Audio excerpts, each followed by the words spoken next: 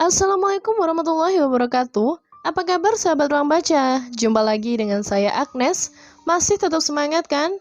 Tanpa berlama-lama, saya akan langsung membaca bagian berikutnya dari buku keren karya Robert T. Kiyosaki yang berjudul Increase Your Financial IQ. Kelola uang Anda dengan lebih cerdas. Oke, langsung saja kita lanjut ya. Bab 3. IQ Keuangan 1. Menghasilkan lebih banyak uang. Setelah 4 tahun di US Merchant Marine Academy di Kings Point, New York, saya lulus pada tahun 1969 dan mendapatkan pekerjaan pertama di Standard Oil di California, berlayar dengan tangki minyak perusahaan itu.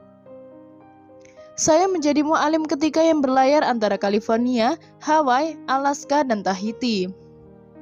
Pekerjaan itu menyenangkan dan perusahaan itu hebat. Saya hanya bekerja selama 7 bulan, lalu cuti selama 5 bulan, pergi melihat dunia. Bayarannya sangat bagus, kurang lebih $47.000 setahun, setara dengan $140.000 untuk ukuran sekarang. Pada tahun 1969, gaji sebesar $47.000 adalah jumlah yang besar bagi seorang bocah yang baru keluar dari college. Namun, dibandingkan dengan sejumlah teman sekelas saya, gaji saya rendah. Sejumlah teman sekelas saya memulai karir dengan penghasilan sebesar $70.000 sampai $150.000 setahun sebagai mu'alim ketiga.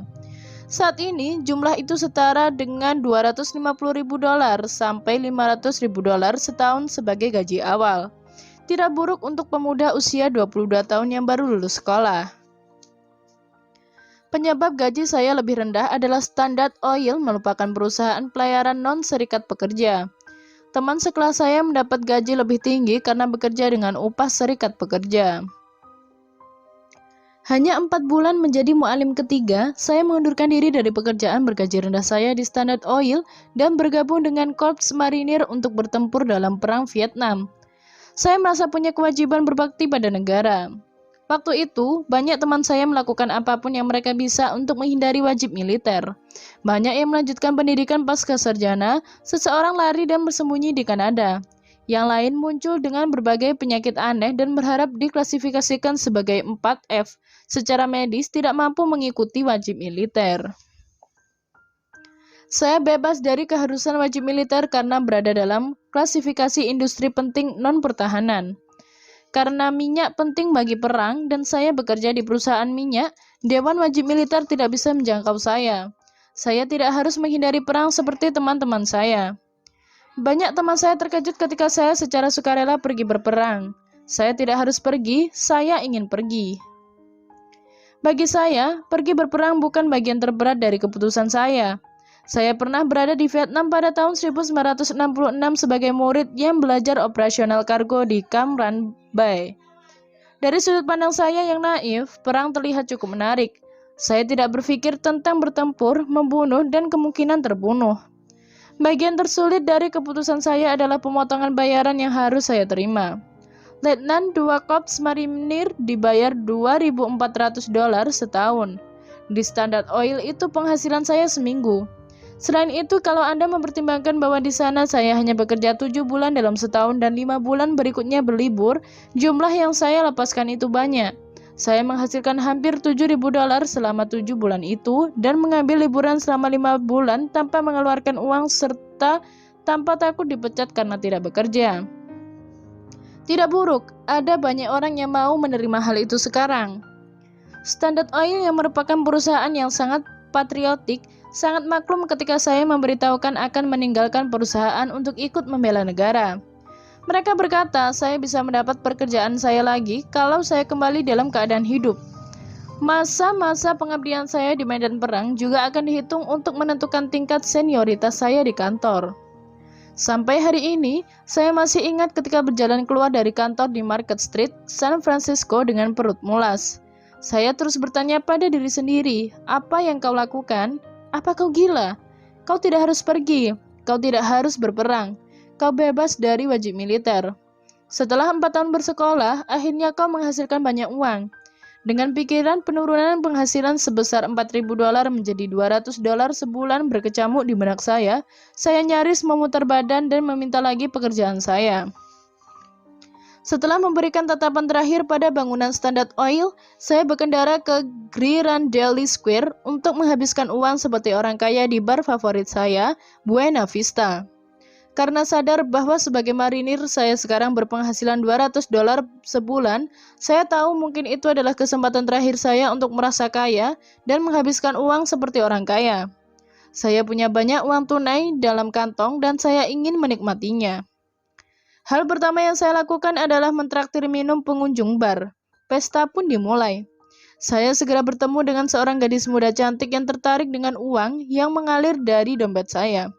Kami meninggalkan bar, kami minum wine dan makan malam. Kami tertawa dan melolong. Dalam benak saya, benar-benar makan, minum, dan bersenang-senanglah, karena besok saya mungkin mati. Di akhir malam itu, si gadis cantik menjabat tangan saya, mencium pipi saya dan kabur dengan taksi. Saya ingin lebih, tapi dia hanya ingin uang saya.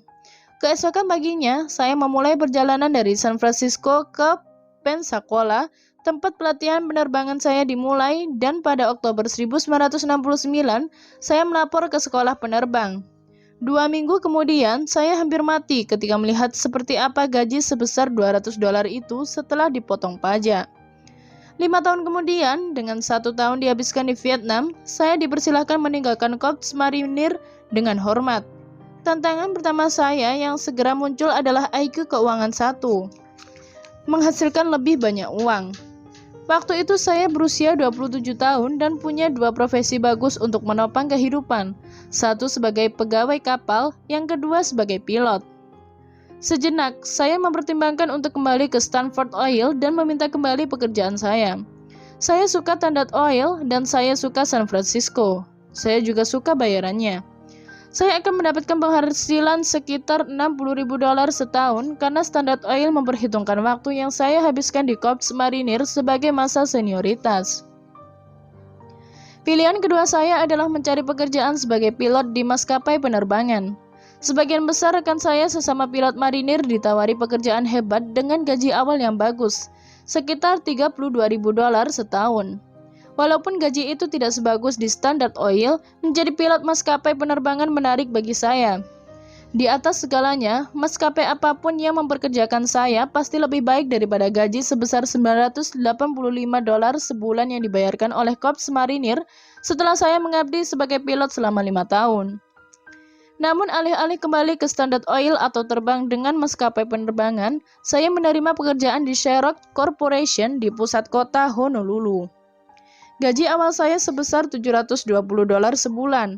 Sekali lagi, gaji saya dipotong. Keluarga dan teman saya mengira perang telah membuat saya gila. Nah, mungkin Anda bertanya kenapa saya mengambil pekerjaan yang hanya memberikan gaji sebesar $720 sebulan di kota yang sangat mahal seperti Honolulu.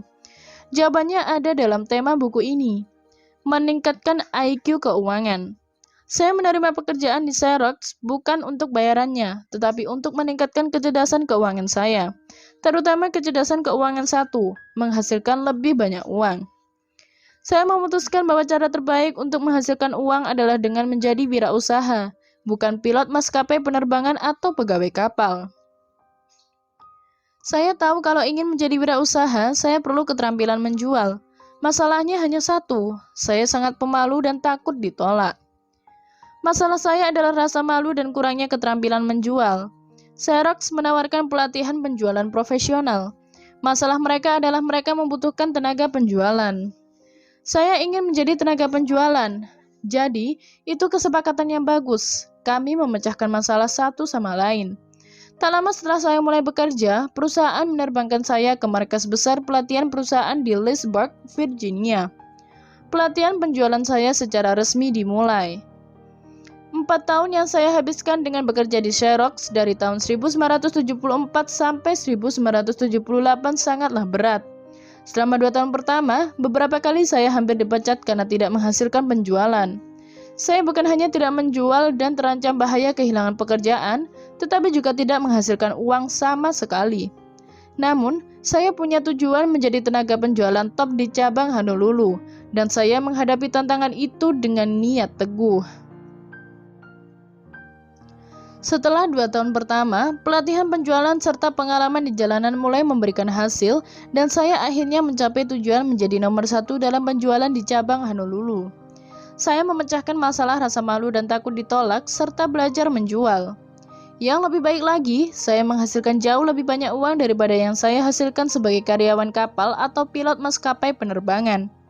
Kalau mengambil salah satu pekerjaan itu setelah perang, saya tidak akan pernah mengatasi rasa takut ditolak dan rasa malu, serta tidak akan pernah menuai imbalan dari menghadapi dan menaklukkan tantangan itu.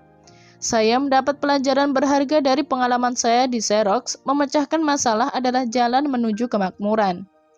Begitu mencapai tujuan menjadi nomor 1 dalam penjualan, saya mengundurkan diri untuk menghadapi tantangan selanjutnya, membangun bisnis.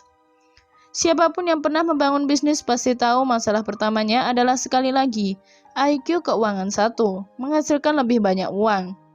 Karena sekarang tidak ada uang yang masuk ke kantong saya harus memecahkan IQ keuangan 1 dengan cepat. Sebelum Anda berhenti bekerja.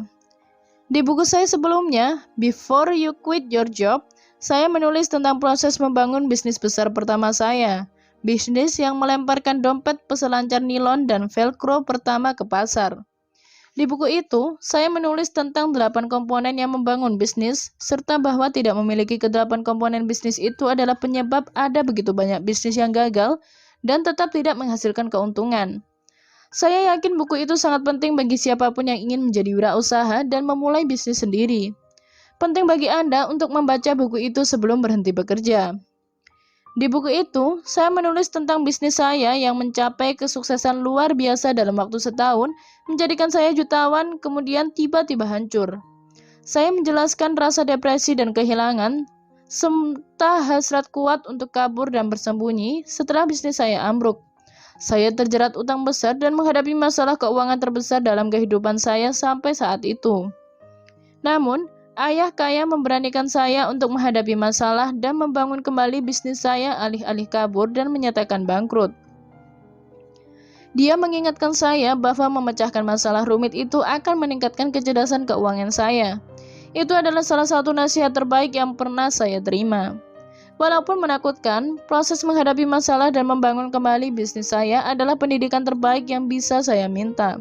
Saya butuh beberapa tahun untuk memecahkan masalah dan membangun bisnis kembali.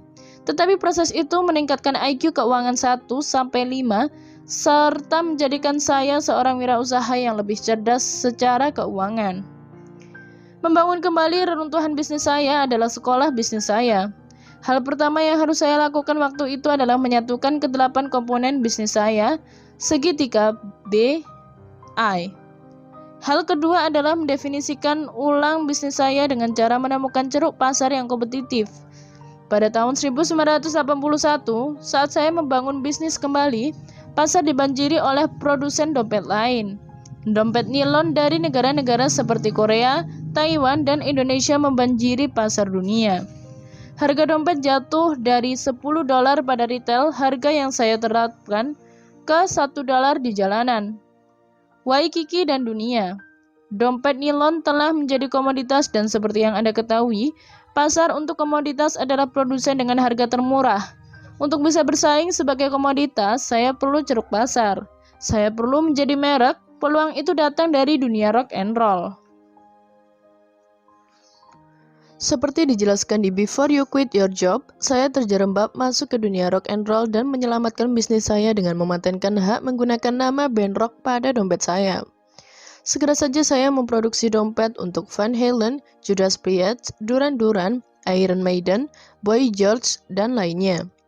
Karena produk saya mempunyai izin resmi, harga retail saya kembali menjadi $10 untuk satu dompet. Walaupun saya lalu harus membayar royalti untuk band, keputusan menjadi produk rock and roll resmi membuka pintu ke retail di seluruh Amerika dan dunia. Bisnis saya meledak dan uang mulai membanjiri masuk. Seperti yang saya katakan, cara meningkatkan kecerdasan keuangan adalah dengan memecahkan masalah yang ada di depan Anda. Pada tahun 1981, saya memecahkan masalah membangun ulang bisnis saya. Kemudian, masalah selanjutnya muncul mengalahkan pesaing yang menetapkan harga rendah, para peniru yang mengambil produk saya dan menghasilkan uang sementara saya kehilangan uang. Masalah itu datang dalam bentuk pembajakan. Orang yang meniru produk pertama saya, dompet nilon asli, sekarang meniru ceruk pasar kompetitif saya. Mereka mulai memproduksi produk berlisensi yang sama dengan yang saya produksi, menjualnya dengan harga lebih murah, tetapi tidak membayar royalti kepada band. Setelah beberapa bulan berjuang melawan pembajakan, saya menyadari bahwa orang yang bertambah kaya hanya pengacara saya yang membebani saya biaya untuk bertarung di pengadilan, tetapi tidak menang. Para pembajak lebih cepat dan lebih cerdas dibandingkan pengacara saya. Semua pengacara saya hanya bisa mengatakan mereka perlu lebih banyak uang untuk bertarung.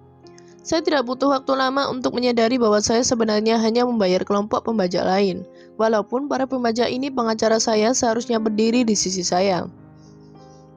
Saya mendapatkan pelajaran berharga lain dalam bisnis dan uang, yang akan saya bahas dalam bab selanjutnya, IQ Keuangan 2, melindungi uang Anda. Ada peribahasa yang berbunyi, kalau kau tidak bisa mengalahkannya, bergabunglah dengannya. Karena merasa lelah akibat terkurasnya uang dalam pertempuran yang tidak saya menangkan, saya memecat pengacara saya dan terbang ke Korea, Taiwan, serta Indonesia untuk menggabungkan kekuatan dengan para pembajak. Alih-alih bertarung melawan mereka di persidangan, yang membebani saya lebih banyak uang dibandingkan yang saya hasilkan, saya memberi izin pesaing saya memproduksi dompet saya untuk saya.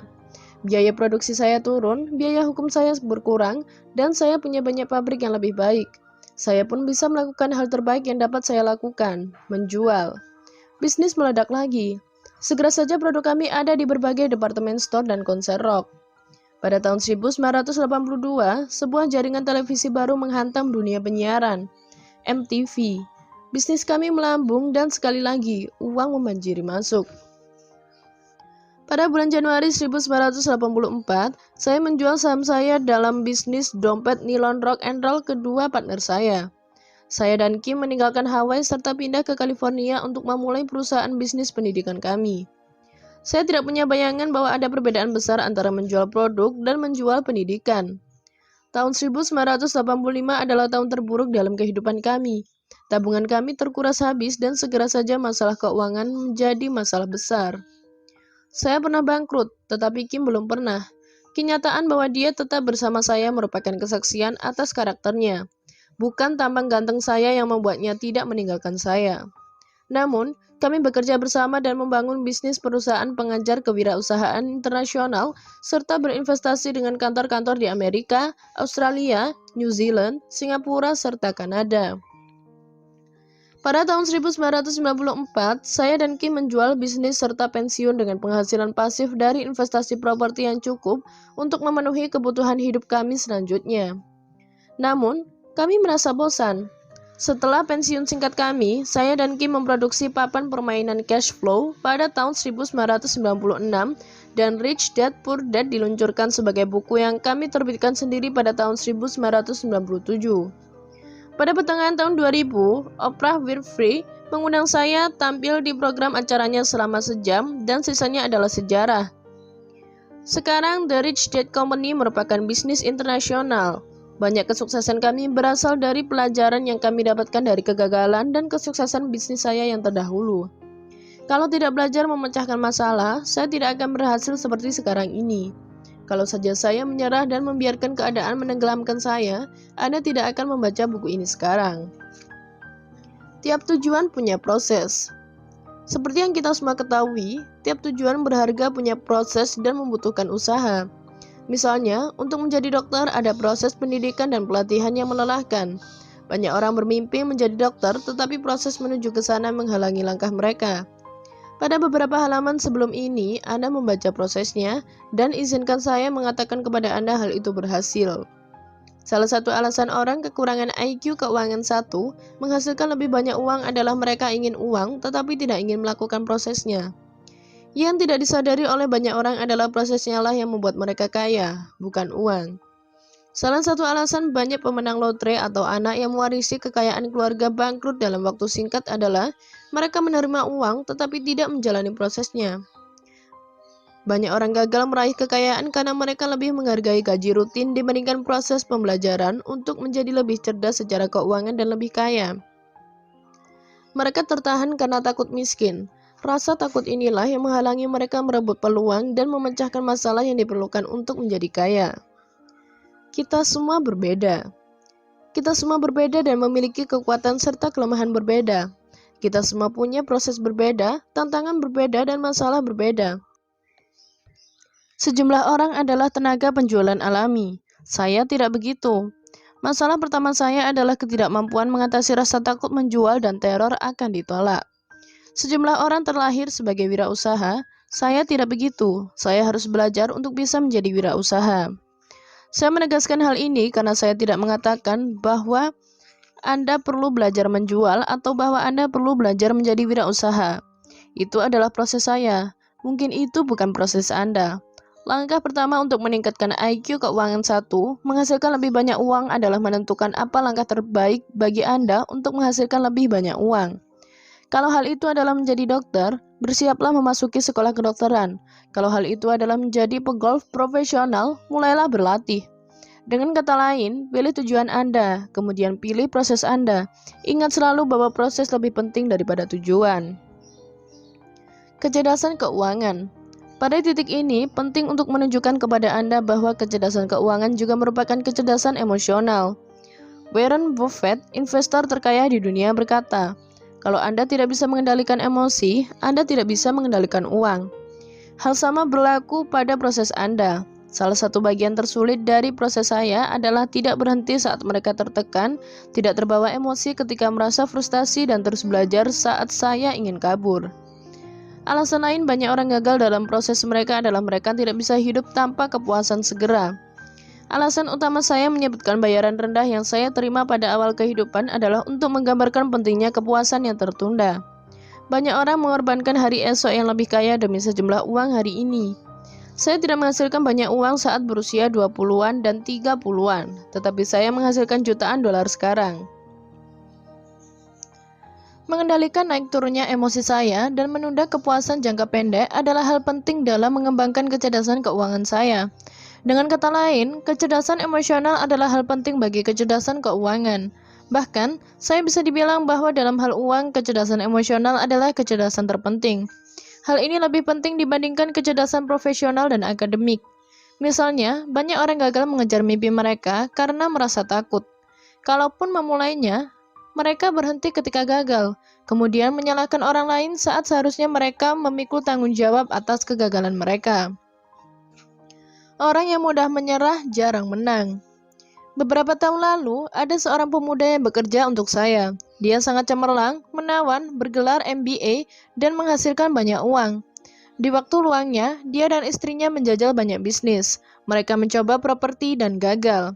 Mereka membeli waralaba kecil dan gagal. Kemudian, mereka membeli rumah perawatan dan hampir kehilangan semua harta mereka saat di luar dugaan, para pasien meninggal. Sekarang, keduanya kembali bekerja dengan bayaran tinggi, tetapi memiliki perasaan tidak mampu. Saya menyinggung pasangan muda ini karena mereka gagal belajar. Mereka membiarkan proses pembelajaran mengalahkan mereka. Saat situasi menjadi sulit, mereka berhenti. Walaupun layak dipuji karena mencoba banyak bidang bisnis, mereka berhenti ketika merasa masalah mereka terlalu besar untuk dipecahkan.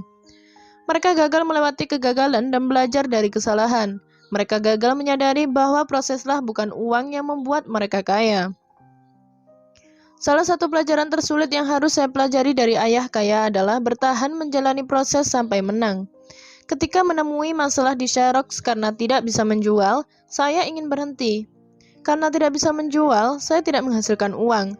Bahkan, uang yang saya butuhkan untuk hidup di Honolulu lebih besar daripada yang saya hasilkan. Ayah kaya berkata, "Kau bisa berhenti ketika kau menang, tapi jangan pernah berhenti karena kalah." Baru pada tahun 1978, setelah menjadi tenaga penjualan nomor 1 di Xerox, saya berhenti. Proses menjadikan saya makin kaya, baik secara mental maupun keuangan. Dengan mengatasi masalah tidak mampu menjual, saya mampu mengatasi masalah tidak menghasilkan uang. Saat bekerja di Xerox, saya mulai merintis bisnis dompet nilon pada waktu luang. Pada tahun 1978, saya terjun ke bisnis dompet saya secara penuh waktu. Bisnis itu meroket lalu gagal. Sekali lagi, saya ingin berhenti dan sekali lagi, ayah kaya mengingatkan saya bahwa proses lebih penting daripada tujuan. Banyak kali dia mengingatkan saya saat saya terjerat utang besar tanpa banyak uang tersisa, bahwa jika dan saat saya memecahkan masalah ini, saya tidak akan pernah butuh uang lagi. Saya akan tahu cara membangun bisnis dan saya akan menjadi sedikit lebih cerdas secara keuangan. Namun, pertama-tama saya harus memecahkan masalah di hadapan saya. Terlalu banyak uang. Pada bagian awal buku ini, saya menyebutkan ada dua jenis masalah uang. Satu adalah tidak punya cukup uang dan lainnya adalah terlalu banyak uang. Pada tahun 1974, saat meninggalkan Korps Marinir, saya harus menentukan masalah mana yang saya inginkan. Kalau ingin masalah tidak punya cukup uang, saya akan mengambil pekerjaan di Standard Oil atau maskapai penerbangan. Kalau ingin masalah terlalu banyak uang, saya akan mengambil pekerjaan di Xerox, bahkan kalau bayarannya paling kecil. Seperti yang Anda ketahui, saya memilih masalah terlalu banyak uang. Saya menginginkan pendidikan, bukan semata uang. Saya memilih Xerox karena saya tahu saya bisa menjadi pegawai kapal dan saya tahu saya bisa menjadi pilot. Saya tidak tahu apakah saya bisa menjadi wirausaha. Saya tahu saya bisa gagal. Saya juga tahu saya akan belajar paling banyak kalau menghadapi risiko gagal.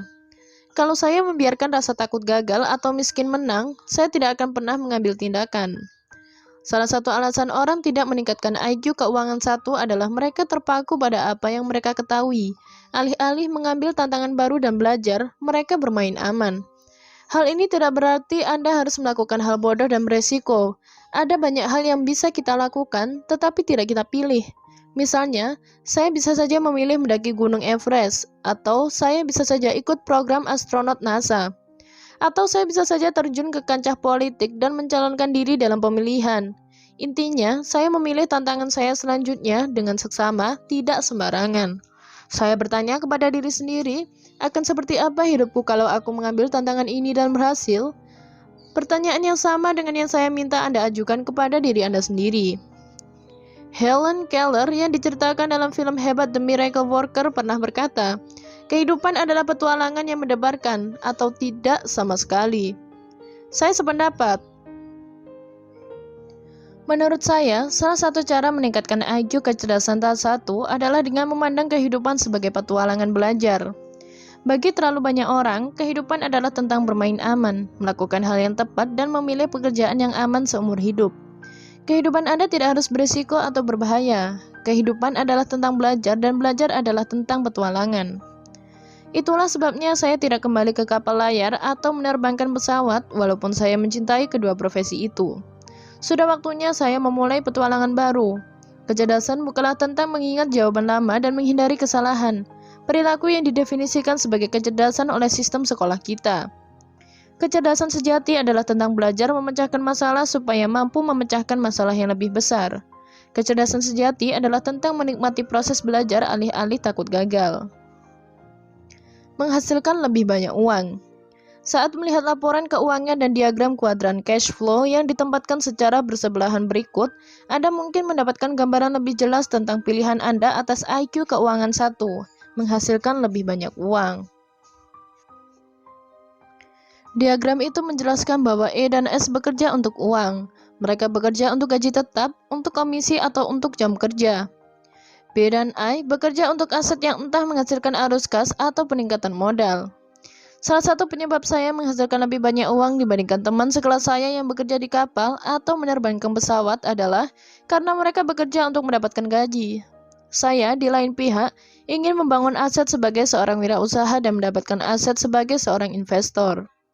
Dengan kata lain, E dan S berfokus pada kolom pendapatan dari laporan keuangan, sementara B dan I berfokus pada kolom aset. Salah satu hal tersulit untuk menyeberang bagi orang E dan S adalah B dan I tidak bekerja untuk uang. Secara teknis, B dan I bekerja secara gratis, yang bagi banyak orang merupakan konsep yang terlalu sulit untuk ditangkap. E dan S bekerja untuk mendapatkan bayaran dan mereka harus dibayar sebelum bekerja. Bekerja secara gratis mungkin selama beberapa tahun tidak ada dalam pemikiran profesional atau emosional mereka. E dan S bisa saja menjadi sukarelawan untuk kegiatan amal atau bekerja pro bono untuk hal-hal tertentu, tetapi dalam hal pendapatan pribadi, mereka bekerja untuk mendapatkan uang. Aturan umumnya, mereka tidak bekerja untuk membangun atau mendapatkan aset. Dalam istilah akuntansi, E dan S bekerja untuk penghasilan yang didapatkan, sementara B dan I bekerja untuk penghasilan pasif atau portofolio. Pada bab berikutnya mengenai IQ keuangan 2, melindungi uang Anda akan tahu kenapa jenis penghasilan yang dicari orang menimbulkan perbedaan keuangan besar. Penghasilan yang didapatkan adalah penghasilan yang paling sulit dilindungi dari predator keuangan. Itulah sebabnya bekerja untuk penghasilan yang didapatkan bukanlah hal paling cerdas secara keuangan untuk dilakukan. Banyak orang yang bekerja sendiri tidak memiliki bisnis, mereka memiliki pekerjaan. Kalau orang yang bekerja sendiri berhenti bekerja, penghasilan mereka juga berhenti atau berkurang. Dengan definisi itu, pekerjaan bukanlah aset. Aset memasukkan uang ke kantong Anda, entah Anda bekerja atau tidak. Kalau Anda ingin tahu lebih banyak tentang perbedaan antara kuadran E, S, B, dan I, saya sarankan Anda membaca buku kedua saya dalam seri Rich Dad's Cash Flow Quadrant. Mengapa si kaya jadi makin kaya? Dengan melihat gambar diagram berikutnya, akan mudah untuk memahami mengapa si kaya jadi makin kaya. Salah satu penyebab orang miskin dan kelas menengah berjuang secara keuangan adalah mereka bekerja untuk uang dan gaji teratur. Yang menjadi masalah dengan bekerja untuk uang adalah Anda harus bekerja lebih keras, lebih lama, atau meminta bayaran lebih tinggi untuk menghasilkan lebih banyak uang. Yang menjadi masalah dengan bekerja lebih keras dan lama secara fisik adalah kita semua punya waktu serta energi yang terbatas. Salah satu penyebab si kaya jadi makin kaya adalah tiap tahun mereka bekerja membangun atau mendapatkan lebih banyak aset. Menambah aset tidak membutuhkan kerja lebih keras dan lebih lama. Kenyataannya, semakin tinggi IQ keuangan seseorang, semakin sedikit dia harus bekerja. Tetapi semakin banyak dan semakin bagus kualitas aset yang didapatkannya, Anda lihat, aset bekerja bagi si kaya dengan memberikan penghasilan pasif. Tiap tahun, saya dan Kim menetapkan tujuan mengenai berapa banyak aset baru yang kami inginkan. Kami tidak menetapkan tujuan menghasilkan lebih banyak uang.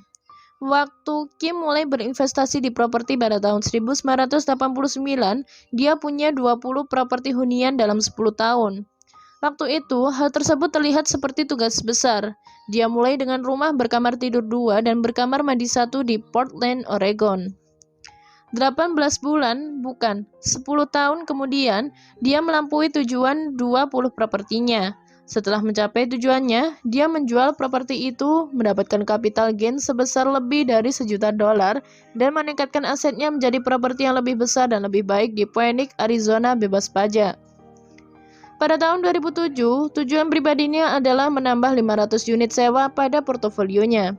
Dia sudah punya hampir 1.000 unit sebagai penghasilan pasif, penghasilan yang dikenai pajak paling sedikit setiap bulan. Dia menghasilkan lebih banyak uang dibandingkan sebagian besar laki-laki, dan dia mencapai semua itu sebagai wirausaha di kuadran 1. Fokus saya adalah meningkatkan arus kas dari aset dan komoditas bisnis. Saya banyak berinvestasi pada perusahaan minyak, emas, dan perak. Sebagai wirausaha pendidikan, tiap kali menulis buku, saya menerima pendapatan berbentuk royalti selama bertahun-tahun dari hampir 50 penerbit di berbagai belahan dunia. Saya juga menambahkan sistem waralaba distribusi ke dalam bisnis saya. Dari bisnis rock and roll saya belajar bahwa lebih baik menjadi pemberi izin daripada pemegang izin. Walaupun mencintai properti, saya jauh lebih menyukai bidang kewirausahaan di kuadran B. Saya menulis semua ini bukan untuk menyombongkan diri. Kenyataannya, saya sangat ragu ketika akan membuka kekayaan kami dan cara kami mendapatkannya. Ada orang yang tidak menyukai orang yang menghasilkan banyak uang. Seperti yang akan Anda temukan di bab selanjutnya mengenai predator keuangan, membiarkan orang lain tahu Anda kaya adalah tindakan berbahaya. Satu alasan besar saya mengambil resiko membeberkan apa yang kami lakukan dan hasilkan adalah saya serta Kim berkomitmen pada pendidikan keuangan Anda serta peningkatan IQ keuangan Anda. Satu masalah besar dalam pendidikan keuangan adalah kebanyakan orang yang menjual atau berbagi pendidikan keuangan berasal dari kuadran E dan S. Mereka adalah karyawan atau orang yang bekerja sendiri. Kebanyakan dari mereka tidak benar-benar kaya. Banyak di antara mereka adalah wartawan yang menulis tentang uang, tetapi hanya tahu sedikit tentang uang, atau tenaga penjualan seperti pialang saham dan properti. Banyak di antara ahli keuangan ini memiliki apa yang dimiliki oleh E dan S. Dana pensiun mereka penuh dengan saham, obligasi, dan reksadana. Mereka mengandalkan pasar saham untuk bisa bertahan secara keuangan dan akan tersapu bersih kalau terjadi kehancuran pasar besar selama masa pensiun mereka. Banyak yang akan harus berjuang kalau dolar Amerika terus mengalami penurunan daya beli dan inflasi melambung. Singkatnya, banyak ahli keuangan yang memberikan nasihat keuangan tidak tahu apakah rencana pensiun mereka akan berhasil. Kalau tahu, mereka tentu sudah pensiun. Saya dan Kim tahu rencana pensiun kami berhasil. Kami tahu karena tiap bulan penghasilan pasif mengalir masuk dari aset kami. Kami tidak memarkir uang di tabungan, obligasi, atau reksadana untuk masa depan. Kalau uang kami tersapu bersih, yang selalu mungkin terjadi, properti kami akan menjadi IQ keuangan kami. Kami bisa membangunnya kembali karena kami lebih berfokus pada belajar daripada menghasilkan. Kami belajar mengelola dan bukan menyerahkan uang kami ke E dan S. Seperti yang dikatakan ayah kaya, hanya karena kau berinvestasi atau bekerja sendiri tidak berarti kau adalah investor atau pemilik bisnis. Ringkasan, rahasia menghasilkan lebih banyak uang bisa ditemukan dalam diagram berikutnya. Agar bisa menumbuhkan kemakmuran, Anda harus terbiasa dengan kenyataan bahwa masalah tidak akan pernah hilang. Tiap kali Anda menemukan solusi atas suatu masalah, masalah baru akan muncul. Kuncinya adalah menyadari bahwa proses memecahkan masalah itu menjadikan Anda kaya. Begitu Anda mulai memecahkan bukan hanya masalah Anda, tetapi juga masalah orang lain, hanya langit batasnya. Orang akan memberi Anda uang untuk memecahkan masalah mereka. Misalnya, saya akan memberi dokter saya uang untuk menjaga saya tetap sehat. Saya memberi pengurus rumah saya uang untuk menjaga rumah saya tetap rapi. Saya berbelanja di supermarket setempat karena saya akan mendapat masalah lapar dan kelaparan kalau tidak makan. Saya membayar orang yang menjalankan restoran setempat karena menyediakan makanan lezat serta pengalaman makan malam yang hebat. Saya membayar pajak ke pemerintah supaya mereka memberikan pemerintahan yang berjalan dengan baik. Saya memasukkan uang ke kantong kolekte di gereja untuk mendukung bimbingan dan pendidikan spiritual saya. Kim menghasilkan banyak uang karena dia memecahkan masalah besarnya. Masalah rumah berkualitas dengan harga terjangkau. Semakin keras dia berusaha memecahkan masalah itu, semakin banyak uang yang dihasilkan. Saya bekerja keras memecahkan masalah adanya kebutuhan akan pendidikan keuangan. Sederhananya, ada triliunan cara untuk menghasilkan lebih banyak uang karena ada triliunan, kalau bukannya tak terbatas, masalah untuk dipecahkan. Pertanyaannya, masalah mana yang ingin Anda pecahkan? Semakin banyak masalah yang Anda pecahkan, semakin kaya Anda jadinya. Banyak orang ingin dibayar tanpa melakukan apa-apa dan tidak mau memecahkan masalah. Atau mereka ingin dibayar lebih banyak daripada nilai masalah yang mereka pecahkan.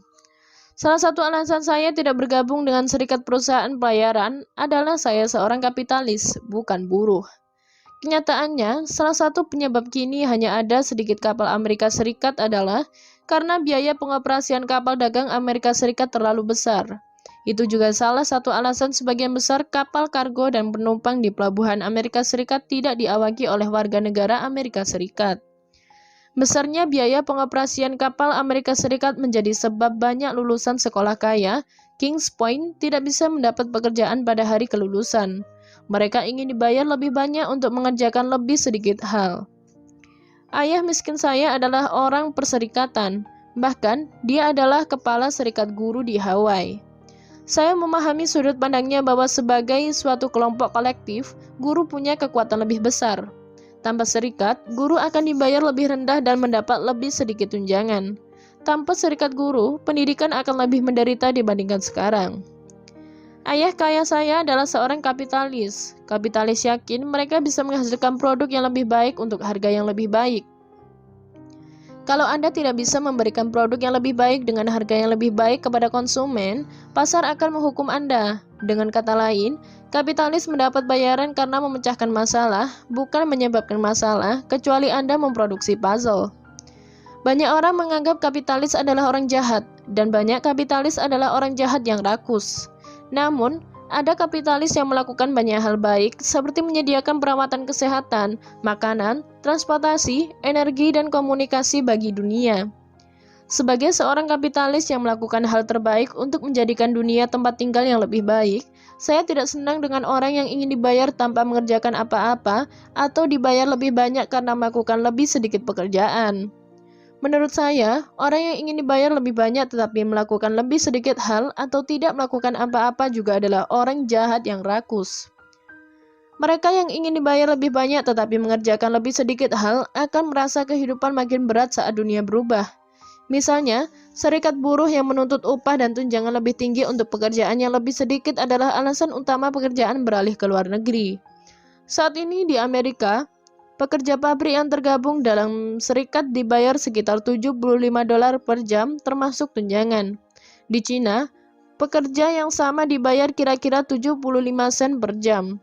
Saat saya menulis buku ini, Siler menandatangani kesepakatan dengan Chery Motors di Cina untuk memproduksi mobil di sana. Harganya kurang dari $2.500 untuk satu mobil. Jumlah ini kurang lebih sama dengan biaya asuransi kesehatan yang ditambahkan pada mobil Amerika. Kapitalis sejati adalah orang yang menyadari masalah dan menciptakan produk atau jasa untuk mengatasi masalah itu. Anda bisa mematok harga lebih tinggi kalau produk atau jasa Anda punya nilai lebih tinggi, tetapi harus berupa nilai tambahan. Misalnya, saya mematok harga lebih tinggi bagi buku dan permainan saya, karena bagi sejumlah orang ada nilai pendidikan yang lebih besar di dalamnya. Bagi banyak orang lain, harga buku dan permainan saya tidak sebanding dengan produknya. Banyak orang tidak menghargai merek pendidikan keuangan saya, karena merek pendidikan keuangan saya tidak memecahkan masalah keuangan mereka. Banyak orang tidak percaya bahwa aturan uang berubah pada tahun 1971 dan 1974. Mereka ingin percaya bahwa mereka bisa terus bekerja keras, menabung, berinvestasi di reksadana, dan mengharapkan gaji lebih besar untuk pekerjaan lebih sedikit. Demi kebaikan mereka dan masa depan keuangan keluarga mereka, saya berharap keyakinan dan tindakan itu memecahkan masalah keuangan mereka. Demi kebaikan Anda, saya harap Anda tidak mempercayai hal itu. Saya punya firasat Anda tidak begitu karena Anda membaca buku ini, dan dengan demikian secara aktif meningkatkan kecerdasan keuangan Anda. Mulailah memikirkan masalah apa yang perlu Anda pecahkan, menghadapinya secara langsung dan uang pun akan mengalir masuk. Begitu Anda memiliki uang, Anda akan perlu menggunakan tiap keping kecerdasan keuangan Anda untuk melindunginya. Itulah yang dibahas dalam bab berikut, IQ Keuangan 2, melindungi keuangan Anda. Terima kasih untuk sahabat Ruang Baca yang masih setia untuk tetap stay bareng saya Agnes sampai akhir pada bab ini. Sampai ketemu pada audiobook kami berikutnya. Wassalamualaikum warahmatullahi wabarakatuh.